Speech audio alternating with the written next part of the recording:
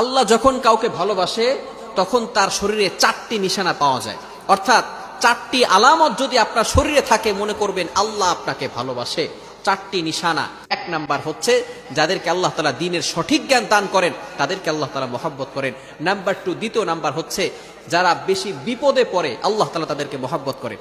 যার শরীরে দেখবেন একের পর এক বিপদ আসতেছে, অসুস্থতা আসতেছে, বারবার বিপদ, একের পর এক বিপদ, একটা বিপদ যাওয়ার পর পরে আরেকটা বিপদ আসতেছে, আপনি হতাশ হবেন না প্রিয় ভাই। আল্লাহ তাআলা আপনাকে ভালোবাসেন। এই কোটি কোটি মানুষের ভিতরে আল্লাহ তাআলা আপনার প্রতি ফোকাস করেছেন, আল্লাহ তাআলা আপনাকে ভালোবেসেছেন বিধায় আল্লাহ পাক রব্বুল আলামিন আপনাকে বিপদ দিয়েছেন। মনে রাখবেন নবীদেরকে আল্লাহ তাআলা বিপদ দিয়েছেন। ইব্রাহিম আলাইহিস সালাম খলিলুল্লাহ এবং মিল্লাতা আবিকুম ইব্রাহিম, যিনি সকল মুসলিম উম্মাহের সকল মুসলমানদের পিতা এবং সকল মুসলমানদের লিডার নেতা, সুতরাং ইব্রাহিম আলাইহিস সালামকে আল্লাহ তাআলা সবচেয়ে বেশি কষ্ট দিয়েছেন।